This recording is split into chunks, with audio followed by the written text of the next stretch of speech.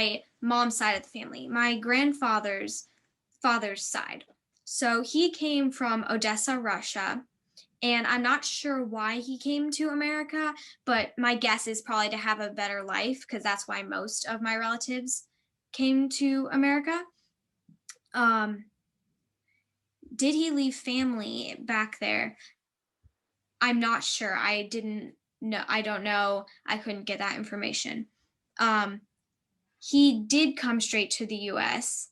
And when he came to Ellis Island, I don't know what his original last name was, but it was changed to Marcus in Ellis Island.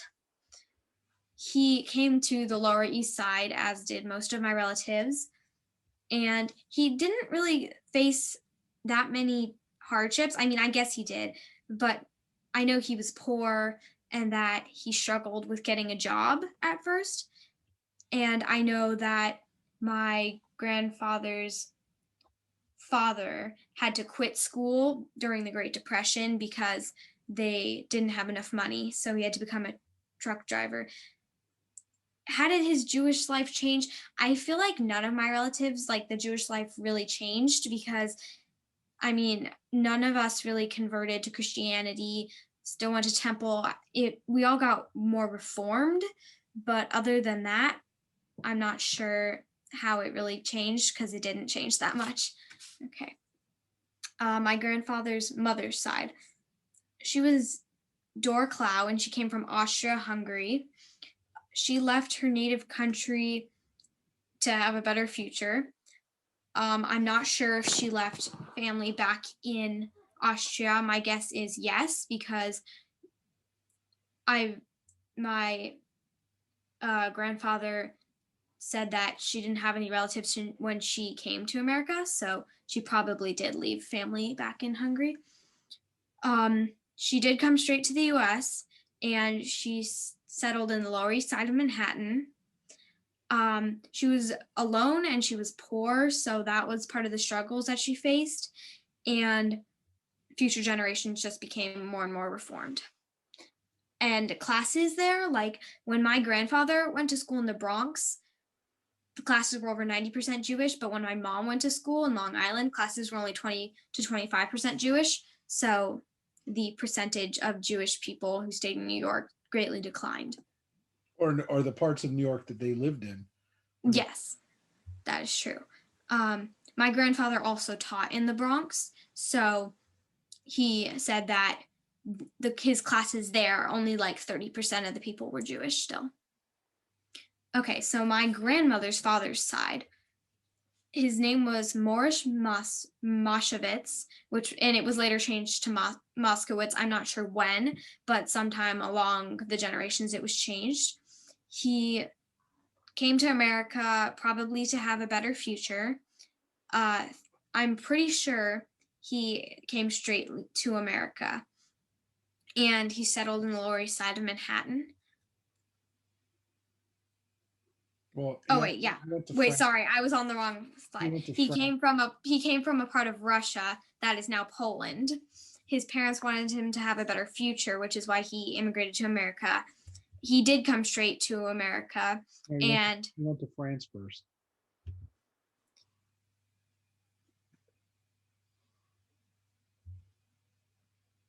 He went to France and then he came to America.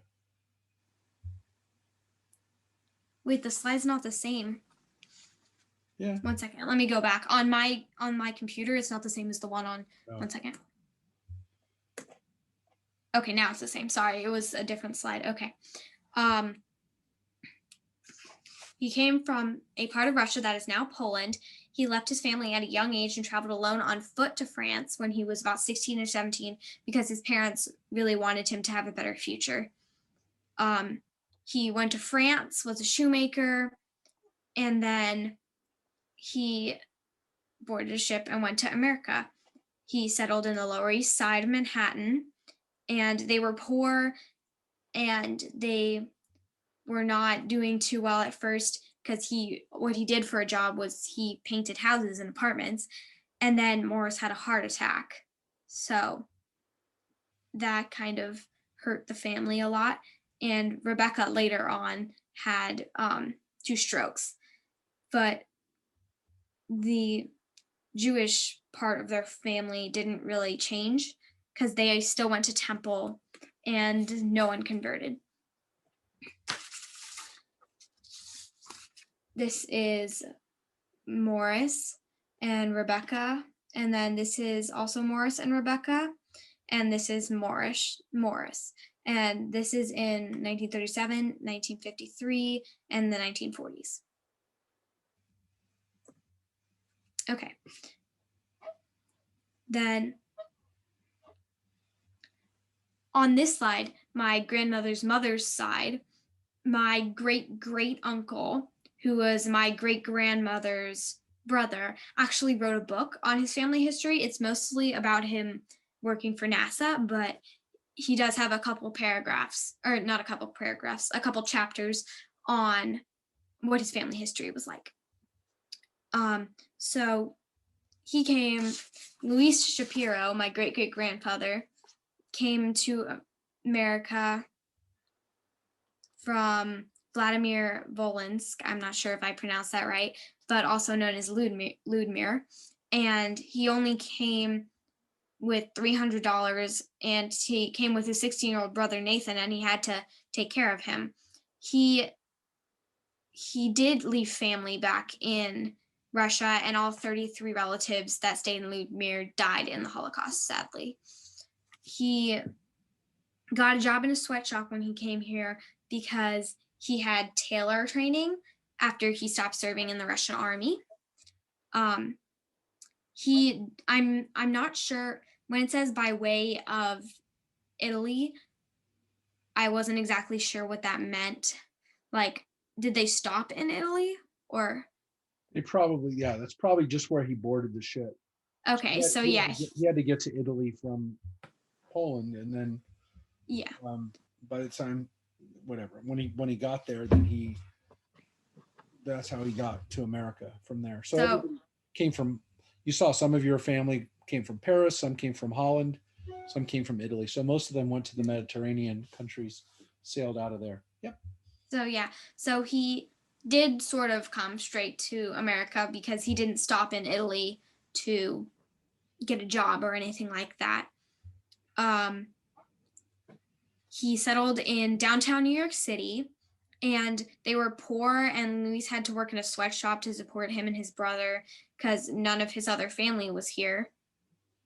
And then the Jewish side didn't change much at all.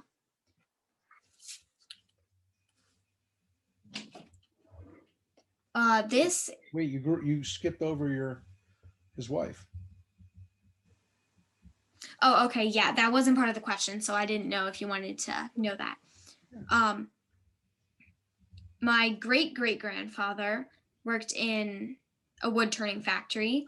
They lived in Grand Street in Lower Manhattan, and my great great grandmother had to give up her schooling at 12 and got a job in a sweatshop, and she only earned 5 cents an hour, which wasn't really enough to support the family, but it helped. And in 1906, her youngest brother died of appendicitis.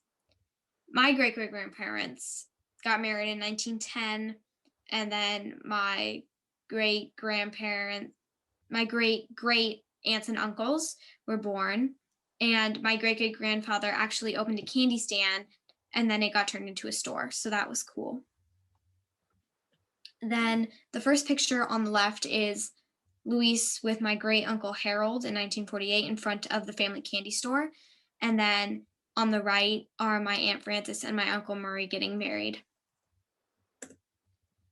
These are my great-grandparents, Irene and Sam Moskowitz, and those are my two great-great-grandfathers, Morris and Louise, talking together before they died. That's my grandparents on the left and my great-grandparents on the right. These are just my ancestors.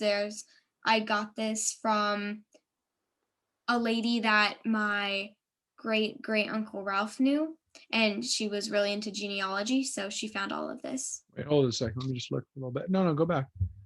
Just see if yeah. Let me just see it one more time. See if there's any of these people we know from some of these names. I mean, these are not uncommon names, right? But see if there's anybody who Anybody here might know. Should I keep going? No, I'm just give me one more second. Okay. So you can see some of your family's names are Teitelbaum and Shapiro and Moskowitz and Marcus, obviously. But do you know what any of these names mean? Very common. It's very, very like kind of normal Jewish names. Do you know what any of these names mean? Like the meaning of the Yeah. names? So I'm not sure. most of the names in your family are Yiddish words, but I'll show this, with other people if you have the names of your family. But a lot of these names, remember, people didn't have last names until about 200 years ago, and then they were kind of forced to take names. And some people got really nice names. Some people didn't get nice names. Some people paid to have nicer names. Um, That's cool. sometimes like the name uh, Shapiro, for example, oftentimes means beautiful from the word for sapphire or originally, but there's a lot of variations of that. Some people think it again was like a for like a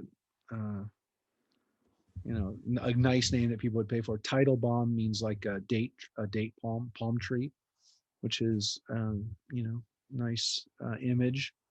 I do. Moskowitz is actually, if your father's name was Moshe, you'd be the son of Moshe, which would be Moshe. Vitz or Witz at the end of a name is actually Russian or Slavic. It means son of. So Yeah, I have a Moscow, lot son of Moshe. Russian. So I mean somebody's ancestor. One of those people originally, Sam's family was, there was a Moshe, and his name was Moshowitz, which is son of Moshe, and then Moshowitz often became Moskowitz. So these are names again that people would have either based on where they came from, what their occupation was, or in some cases, who their parents were, because then the name became set. If your name was something, if you were the son of so and so, then that name became the name for the whole family. So it's the same, by the way, in English, where you have the name Anderson or Peterson. Somebody's name was Peter, and you were Peter's son, and then that became the name for the family. So Yeah, I stuff. know a lot of my relatives, their last names were changed when they immigrated to America because the immigration police or whatever, they couldn't pronounce it. So they changed it. Wait, I'm going to check something really fast. There you go. No, okay. And then this is the passenger manifest for my ancestor. I don't even know how many greats it was, but I don't know how to pronounce that. Teitelbaum. Devorah Teitelbaum and her 3 children. Their names are on lines 9 to 12, and the father had already immigrated to the U.S. And then these are all my descendants. I'm not going to read all of them because that would take too long, but I thought it was cool. So wait, just hold it for 1 second. Just looking at some of the family here. That's awesome. Okay, that's cool. Can I move on? Yeah, we found a couple of years ago, somebody did a family tree on my wife, on Tracy's family. Turned out one of the people in the temple was like a 7th cousin of hers. And remember, my wife comes from England. I mean, she's Jewish, but her family came from Poland and Russia, like most people's. But I was looking through it, and I saw Stevenson Ranch popped out, and I was like, oh my gosh, that's a member of our temple. It turned out it was a 7th cousin of hers. So wow, that's so far away. That's crazy, 7 right? cousin, yeah. In fact, you'd even know that. But there, I see Sophia over here, April 29th, with her brother and sister. There you are. All right. Yeah. Cool.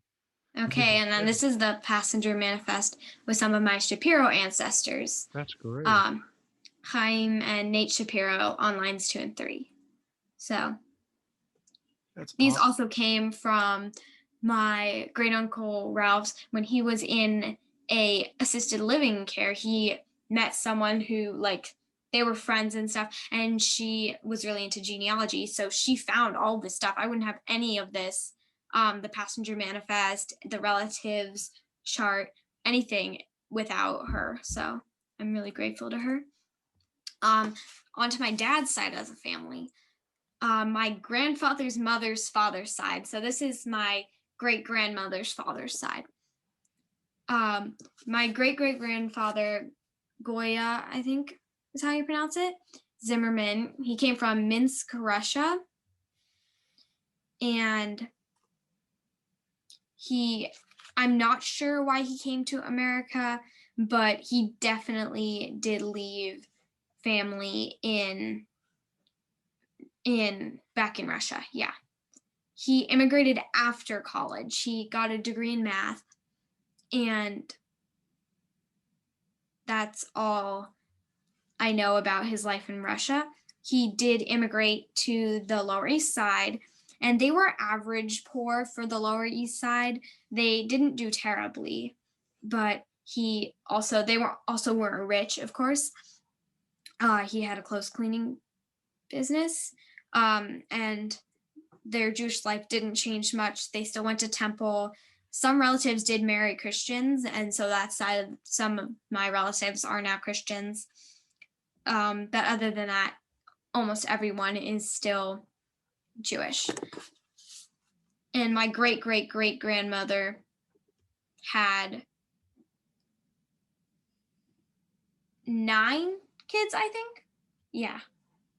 And then my great grandmother was Rose. Or Manya, sorry. And then, okay, my grandfather's mother's side. So that's my great grandmother's mother's side.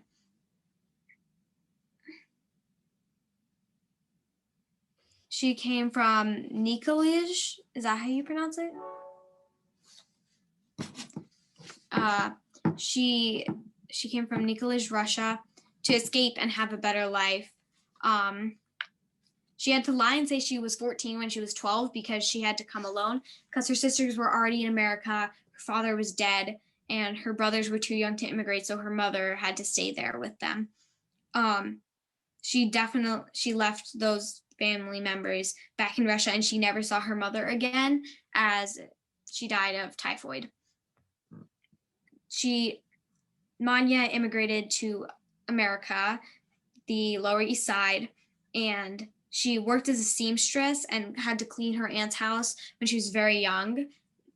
So she died young from, I think she died young, I'm pretty sure, from stress or something like that. I wasn't sure, so I didn't put it in the slide, but I'm pretty sure that's what my great grandmother had said. Yeah. And then, okay.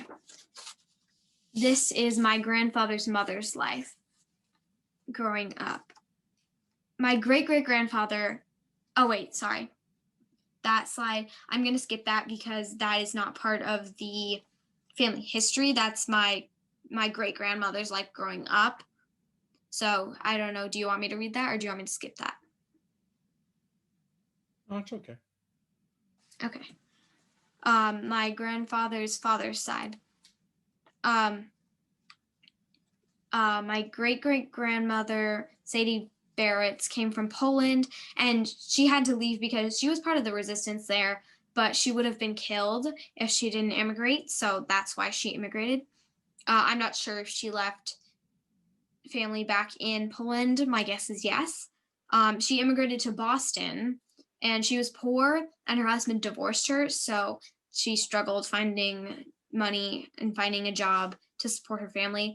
The rest of the family just became more reformed, and that the Jewish side didn't change that much. My family was actually very Orthodox until my grandmother or my grandfather. It did change. I mean, changing religions is not what I mean to say, right? You don't have to change religions to change your observance. If you go from Orthodox lifestyle to less Orthodox or not Orthodox lifestyle, that's a change, right? So if you keep kosher and only eat kosher food, and now you don't eat kosher food, that's a change. if you keep Shabbos and you don't walk, you don't drive or do anything but walk on Shabbos and don't not use electricity, and then now you do, it's a change. It's a different lifestyle. So it doesn't mean that you've changed religions. It just means that your Jewish practice is a little different. Yeah, I know my great grandma Ethel, she was Orthodox, but she didn't participate in like not doing anything on Saturday and just celebrating with her family. Like I know she wasn't the type of Orthodox where she wouldn't press like the TV screen button to turn on the TV or that kind of thing. But then when she had my grandpa Gil, he was not Orthodox at all, and it just became more reform. Yep. But again, that's a change, and that is very common. What I want everybody to understand is that if your family came from Russia or Poland in the 1900s, almost all those people who came from Russia and Poland lived Orthodox lives. So by the 1900s, as we talked about, the German Jews who were already living here for a couple of generations in America, the ones who came in the 1840s and 50s, the Levi Strauss generation of Jews who came primarily from Germany, many of those people were already Reformed Jews by that point and were not living Orthodox lifestyles. So that's just the one thing I want you to kind of keep in mind. All right, thanks. But again, that's why I asked the question, because this is very common. Very, very normal. And this is this is either the last slide or the second to last slide. Okay. So this is my dad's side of the family still, my grandmother's father's side. Samuel Meltzer was my great-great-grandfather, and he came from Russia. I'm not sure what town that was lost when my grandmother's mother died. He immigrated to Brooklyn in the early 1900s. He was a kosher butcher, and he had a sister named Ray and a brother named Nathan. In my dad's side of the family, especially my grandmother's side, I have a long line of like cooks. So that's why, as you'll see in the next few paragraphs, there were a lot of restaurants that were owned. Sam married Bella in 1918. Bella came from Austria. She immigrated to Brooklyn. She had 3 brothers. Bella was supposedly really nice, and she would always take in new immigrants. So sometimes they would struggle with money because they were also paying for other immigrants to stay with them, but she would never refuse any other immigrants. Bella actually saved Sam's life because he was going to be hit by a car, but she pushed him aside and got hit by the car. She survived because she was at a different angle, but she also had injuries. But back then, she didn't go to the hospital. So her leg, when it healed wrong because there were too many diseases. And if she had tried to have surgery, she would probably have died from an infection. They had 4 kids, and they had 3 restaurants. One of them was J&M Meat Market, and then there was a restaurant called the Candelabra, and then Milton and Jack moved to Long Island in 1955 and opened Mill J's, which this is Bella and Sam, and they're surrounded by their children. And then on the right is Bella and Sam's wedding.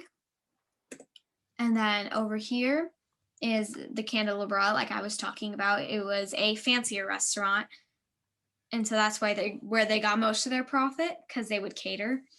And then this on the right is actually pretty cool, because if you look at the top left and the middle left picture, that's my dad and my aunt. And so that was an ad put in the newspaper. And then wait, go back. I wanted to see it quickly. Wow, that's really cool. So they put their grandkids into the ad, right? And the other kids, I think, were just models or whatever. They could have been your well, they could have been cousins. I don't think it was, because I was talking to my grandma and she said that she doesn't know those kids. And so I was her father. So I'm pretty sure they were just random kids. That's cool. Maybe kids that they knew. Yep. My dad's side of the family, last slide. This is the last slide. My grandmother's mother's side. So my great-great-great-grandmother, Rose Green, it was either Rose Greenberg or we didn't know the last part of the name. And she came to America. She was from Russia. I don't know where in Russia. She married Samuel Mazerovsky, but it was shortened to Samuel Mazur, so that's what their surname was. Samuel taught himself to read and write English, and they had 5 children. Lillian was my great great grandmother, so Rose and Sam's children. Yeah, Rose and Sam's daughter. She married Harry Lifton, who had immigrated from Latvia, Russia. His parents were Rachel and Mayer, and his siblings were Danny, Tilly, Ida, Clara, and Jenny. And it's actually pretty interesting because he immigrated because otherwise he would have been probably kidnapped as a child. His father was wealthy, so robbers murdered him and tried to kidnap Harry, and his family immediately sent him away because they were afraid that the robbers would come back. And that side of the family was actually pretty wealthy because Harry became a jeweler and he worked for Van Cleef and Arpels. And then they had my grandmother and my great aunts and uncles. And that's Mayor on the left.